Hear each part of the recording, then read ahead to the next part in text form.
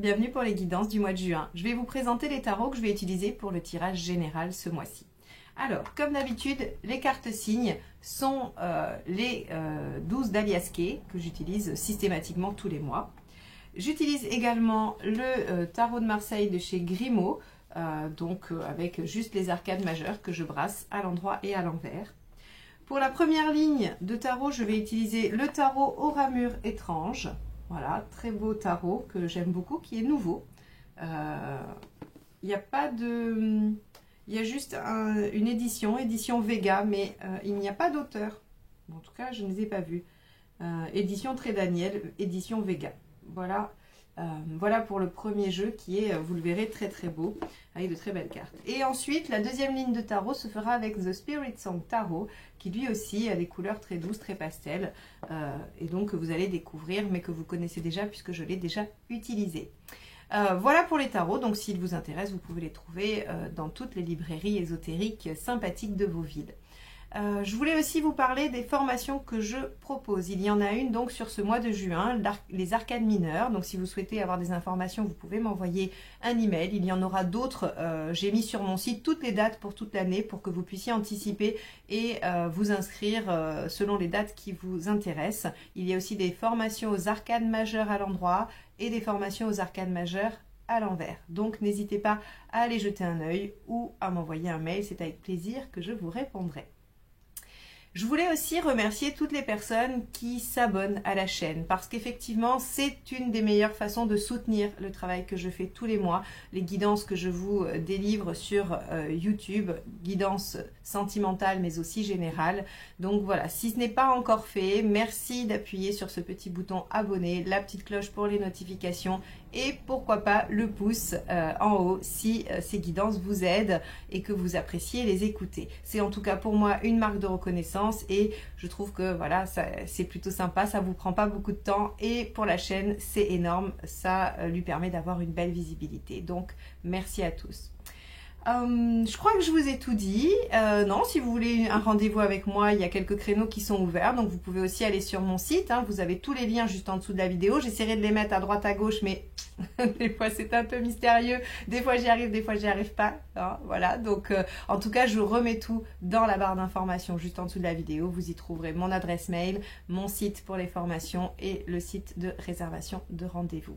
Donc voilà, n'hésitez pas et je vous dis à très vite. Et là, je vous laisse avec votre tirage mensuel. Bye bye. Les taureaux, c'est parti pour votre lecture du mois de juin. Alors.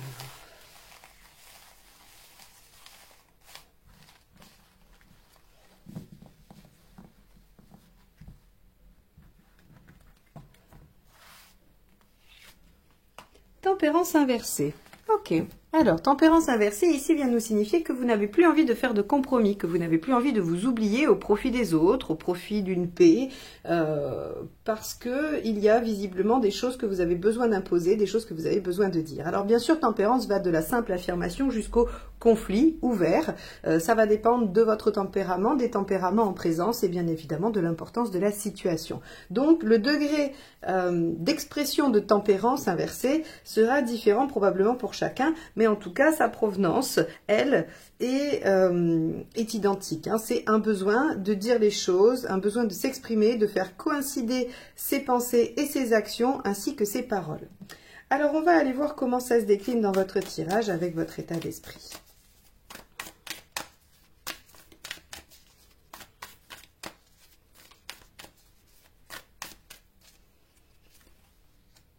Ok, le battleur. Donc ici, enfin le magicien pour le rider, mais en tout cas l'arcane majeure 1.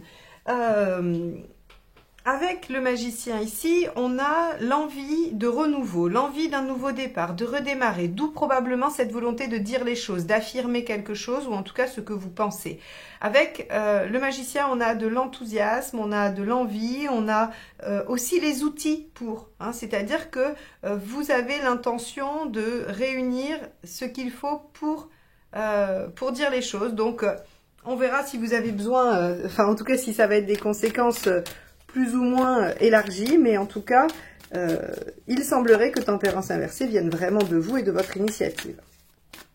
Alors, qu'est-ce qui vous préoccupe dans cette situation? le roi de Pentacle. Ok. Alors, le roi de Pentacle va nous signifier que ce qui vous fait peur, c'est probablement de perdre ou de mettre en danger ce que vous avez construit, ce qui est établi dans votre vie aujourd'hui. Alors, ça peut être des aspects matériels, purement pratiques, comme peut-être une certaine sécurité affective. Si vous avez construit une famille, il se pourrait que vous ayez besoin de dire les choses, par exemple, à votre partenaire de vie et que vous ayez peur que ça vienne chambouler ce que vous avez construit ensemble. Ok, bon, on va aller voir dans les événements ce qui se passe.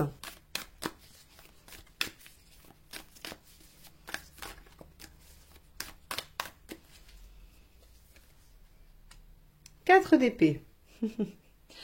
Ok, alors, ce mois de juin va probablement se passer en deux phases. On a bien évidemment tempérance inversée qui va dire les choses, qui va amener une discussion probablement houleuse ou en tout cas voilà, qui forcera à mon avis à ce que chacun s'exprime tel qu'il voit les choses. Mais avec le 4 d'épée, on voit que vous allez prendre le temps d'y penser. Vous allez prendre le temps de poser les choses dans votre esprit, de définir comment vous allez vous y prendre.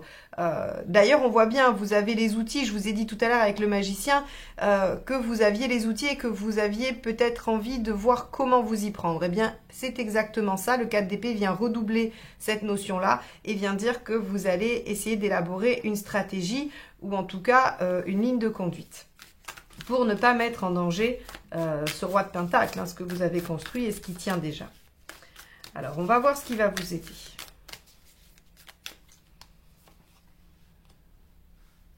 Le 10 de Pentacle.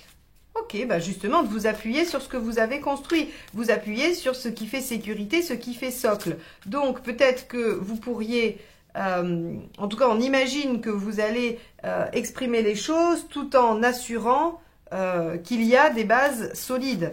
Vous pourriez dire, voilà ce qui ne me convient pas et ce que j'ai besoin d'affirmer aujourd'hui, sans pour autant remettre en question tout le reste qui me semble tenir ou être bien ou être en accord avec ce que je souhaite. On voit qu'ici, il y a quand même une volonté d'exprimer des choses tout en maintenant un cadre. Et ça vous aide. Hein. On vous dit effectivement de ne pas tout envoyer balader, de ne pas venir tout déstabiliser. Vous pouvez vous exprimer et redémarrer sur quelque chose tout en conservant que vous avez construit. Alors, ce qui ne vous aide pas, et oui, la justice, hein, ça va être de ne pas être honnête déjà, puisque la justice, quand elle est mal aspectée, on a une notion de voilà de passer par des voies détournées ou de ne pas dire les choses telles qu'elles sont. On a aussi le fait de ne pas décider, de ne pas trancher. Peut-être qu'une discussion, même si elle est houleuse, est salutaire et bénéfique et vous permet de conserver des bases. Parce qu'ici, avec la justice en contre, on pourrait penser que trancher, prendre une mauvaise décision pourrait être dommageable pour vous. En tout cas, prendre une décision ou trancher pourrait être dommageable pour vous. Donc, on va plutôt être dans l'expression de ses besoins, de ce dont on a envie, plutôt que quelque chose qui va affirmer ou qui va trancher. Hein. D'ailleurs, si ça avait été le cas, on aurait la justice ici et non tempérance inversée. Ok, on va aller voir dans l'affectif ce que cela produit.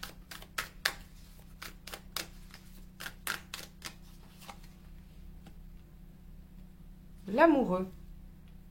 Ok. Bon, visiblement, c'est quelque chose en lien avec soit une relation, alors une relation affective, hein, ça peut être amoureux, bien évidemment, mais familial ou amical.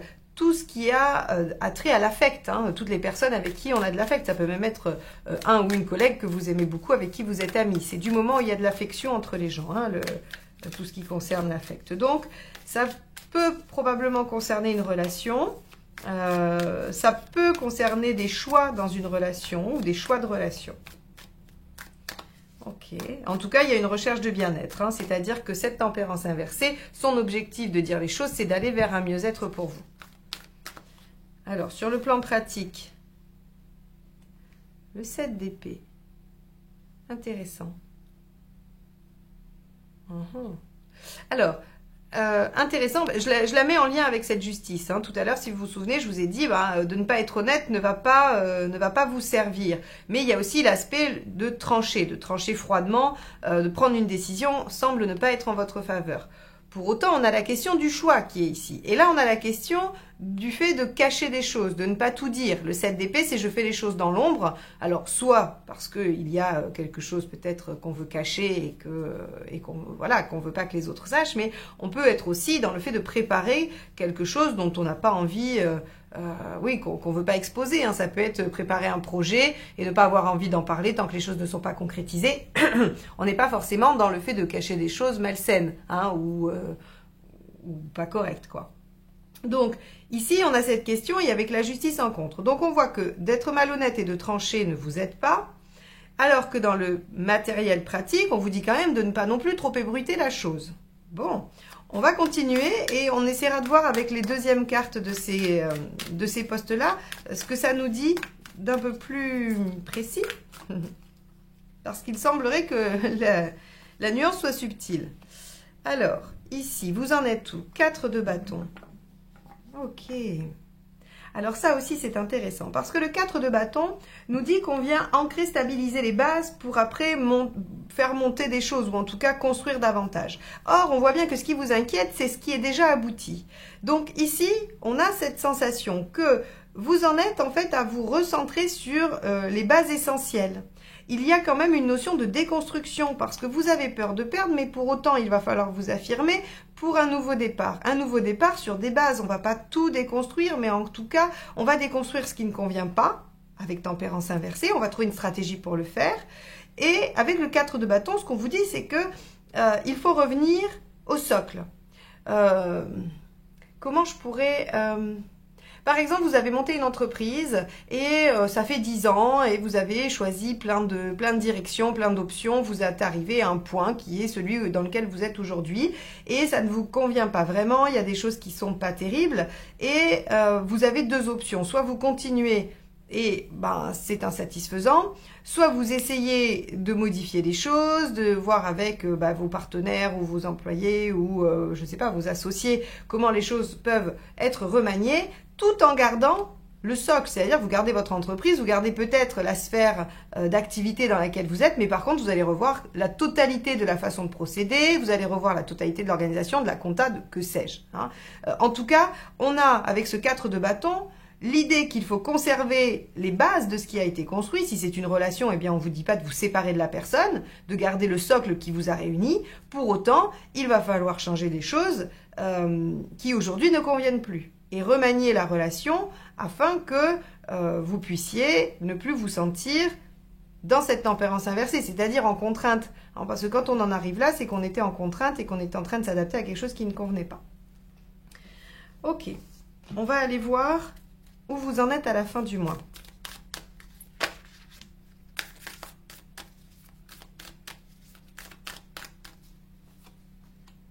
Et oui, le 2 de bâton, d'accord. Alors, c'est quand même intéressant, parce qu'ici, finalement, la justice, elle prend quand même une autre tournure. C'est-à-dire que trancher, décider ne vous est pas favorable. J'aurais tendance à dire que c'est trancher froidement. Trancher froidement et trop rapidement qui ne va pas être en votre faveur, parce qu'il y a quand même visiblement une question de choix. D'accord? Entre l'amoureux dans l'affect et le 2 de bâton à la fin, il y a une question de se décider, de choisir, de prendre une direction, en tout cas. Le 2 de bâton, vous savez, c'est j'ai 2 options face à moi. Si je prends l'option A, je dois renoncer définitivement à l'option B. Et si je prends B, je dois renoncer définitivement à l'option A. Donc, il y a un renoncement, un choix et un renoncement à faire. Ok. Et qui vous affecte, hein, qui vous émeut et qui a un lien avec ce que vous ressentez. Hein. Alors, on va aller voir la deuxième ligne. Hop. On va aller voir ce qu'il y a avec le magicien dans vos intentions.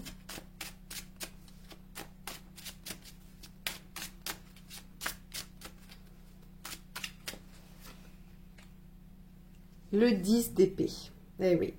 Ça, c'est assez intéressant parce que le 10 d'épée, c'est en finir avec quelque chose qui fait souffrir et le magicien, c'est un renouveau, un redémarrage. Donc, en fait, pour en finir avec quelque chose qui vous fait souffrir, il va falloir l'exprimer. Pour cela, vous allez définir une feuille de route, hein, pas forcément stratégie au sens négatif.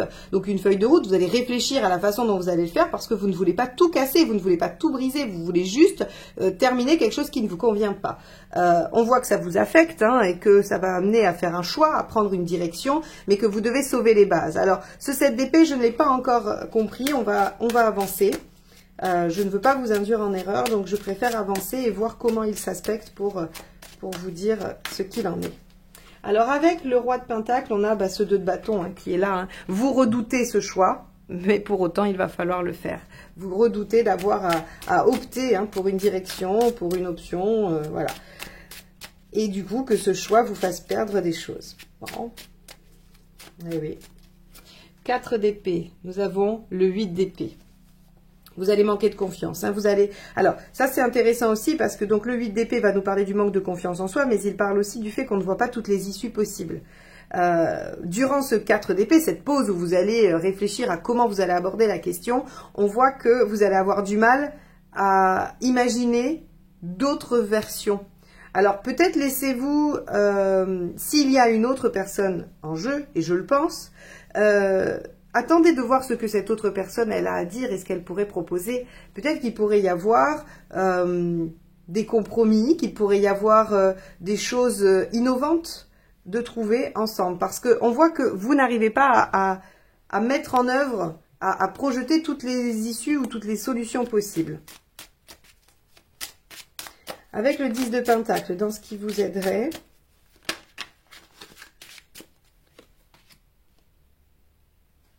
Ok, le jugement, reconsidérer le passé. Reconsidérer le passé, le réactualiser, voir ce que vous souhaitez conserver ou non. Donc, vous voyez, c'est exactement ça, finalement. Quand je vous ai dit, le 4 de bâton, c'est conserver les bases. Ben là, en fait, on vous dit reconsidérer le passé et voyez ce que vous voulez garder ou pas. Donc, par rapport à ce que vous avez construit, à ce qui est déjà érigé, qu'est-ce qu'on garde, qu'est-ce qu'on jette, en fait? Qu'est-ce qui peut être conservé et qui est bénéfique pour vous et pour l'autre? Et qu'est-ce qui ne doit pas être conservé et qui peut être modifié. Dans ce cas-là, dans les modifications, si vous êtes en panne d'idées ou si vous peinez à voir des perspectives, essayez d'entendre les idées de l'autre personne ou des autres personnes, hein, ça dépend de votre situation, pour essayer de construire ensemble quelque chose. Avec la justice, donc, qui ne vous aide pas, qu'avons-nous?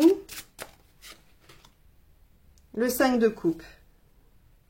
Et oui, le 5 de coupe, c'est la difficulté à lâcher. Mais ça, on voit bien que vous allez être pris dans cette question-là, puisqu'il y a je vous ai dit, hein, le roi de Pentacle et le 10 de Pentacle, c'est la peur de perdre. Et le 5 de coupe, c'est la difficulté à laisser derrière soi, parce qu'on ne veut pas perdre ce qu'on a. Et on ne sait pas trop bien comment les choses vont évoluer, donc on préfère rester dans quelque chose qui, même peu convenable ou qui ne rend pas épanoui, plutôt que de se séparer de ça ou d'arrêter ça ou voilà, ou de quitter la situation.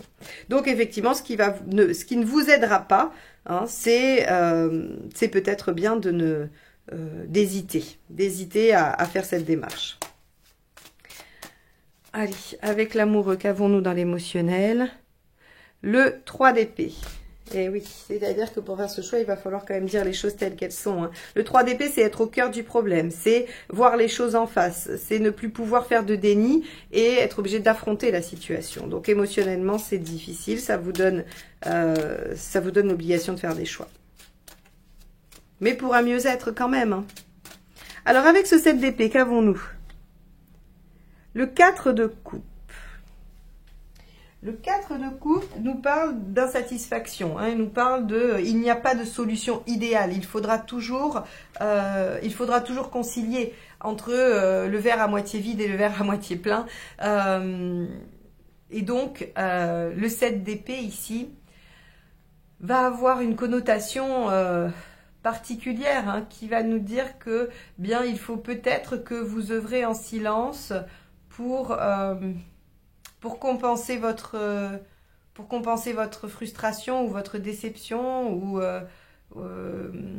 cet ennui de ce qui ne fonctionne pas. Elle m'embête cette 7 d'épée, hein, parce que elle prend pas un sens évident dans ce tirage.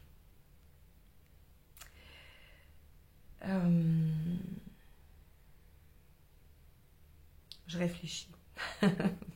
Vous vous en doutez. Le 7 d'épée, c'est vraiment le fait de ne pas faire les choses à la vue des autres. Et donc ici, dans cette situation, alors que vous souhaitez, avec tempérance inversée, mettre les choses au jour, hein, dire les choses, eh bien, il est un peu compliqué d'harmoniser ce 7 d'épée. Alors peut-être qu'il y a certains aspects qu'il va falloir garder sous silence, peut-être qu'il y a certaines choses pour faire des compromis, pour garder la base, il y a encore des choses que vous ne devez pas exposer. Je ne vois que ça comme option, c'est-à-dire que de façon pratique, matérielle, sur peut-être les aspects vraiment concrets de la situation, vous ne devez pas tout dire. Même si c'est insatisfaisant. Alors, c'est vrai que n'ayant aucune situation précise en tête, c'est compliqué pour moi. Peut-être que vous, ça vous parle tout de suite et que vous savez exactement ce qu'il faut faire ou vous l'associez parfaitement à votre situation. Hein. Allez, on va aller voir avec le 4 de bâton. Le 8 de denier. Ouais, vous en êtes à faire des efforts pour revenir à l'essentiel, revenir sur des bases concrètes qui vont être saines pour ériger la suite. Et ça vous demande des efforts, des sacrifices. Bon, bah oui, on en est là. De toute façon, on a bien vu que ça vous demandait un effort. Hein. C'est pas votre tendance naturelle quand même, les taureaux, la tempérance inversée. Hein. Donc voilà, même si vous avez vos idées, vous pouvez parfois être un peu obstiné, vous aimez l'harmonie quand même. Hein. Votre planète maîtresse, c'est Vénus, et Vénus, elle aime quand même l'harmonie, l'entente. Et donc voilà, c'est pas votre fort les conflits. Hein. Et là, vous sentez que potentiellement, il peut y en avoir, donc ça vous met en délicatesse, quoi. Bon. Alors, avec ce 2 de bâton, nous avons le page d'épée. Ok.